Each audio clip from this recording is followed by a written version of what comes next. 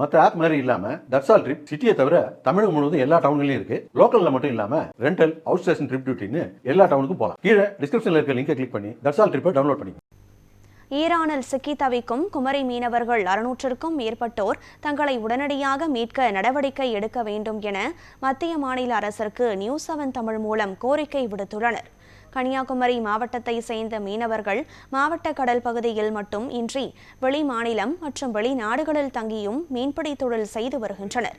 இதேபோல் ஈரானின் டெஹ்ரானில் உள்ள பல்வேறு பகுதிகளில் ஆயிரக்கணக்கான மீனவர்கள் தங்கி மீன்பிடி தொழில் செய்து வரும் நிலையில் தற்போது ஏற்பட்டுள்ள போர் பதற்றத்தால் அச்சத்தில் உள்ளனர்.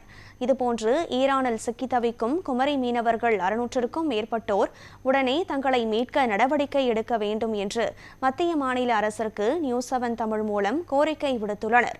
அவர்கள் தங்கியிருக்கும் பகுதிக்கு அருகில் குண்டுவெடிப்பு சம்பவம் ஏற்பட்டுள்ளதால் பயமாக இருப்பதாகவும் தெரிவித்துள்ளனர். கிட்டத்தட்ட 600 மேற்பட்ட மக்கள் இந்த தொழிலை பார்த்துட்டு இருக்கோம். இப்போ இங்க போர் நடக்கிறதுனால நாங்கள் இப்போ இடையில மாட்டுட்டு என்ன பண்ணணும்னு யோசிக்க முடியாமல் இருக்கோம். இந்திய கவர்மெண்ட் எப்படியாவது ஏதாவது முயற்சி பண்ணி எங்களை இங்கேருந்து மீட்டெடுக்கணும்.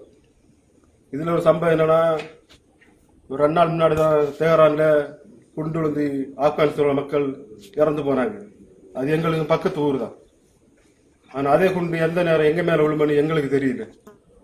ஒவ்வொரு நாள் நைட்டு தூங்கும் போதும் ரொம்ப பயத்தோட ஒரு மன அச்சத்தோட நாங்கள் தூங்குதோம். காலையில் எழும்ப மாட்டோமா, இல்லாட்டா அந்த குண்டு எங்க மேலே எழும்பா அப்படின்னு சொல்லிட்டு ஒரு காத்தடிச்சு இந்த கதை அடிச்சா கூட குண்டு விழுந்தா நினைச்சு நாங்கள் தூக்கத்தில் எழும்பெழும்பு ஓடுதோம் ராத்திரி.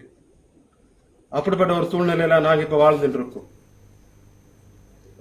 நீங்க இந்திய அரசாங்கம் எப்படியாவது ஈரல் இந்த இந்திய மக்களை எப்படியாவது நீங்க மீட்டு எடுக்க ஒரு வழி பண்ணுங்க.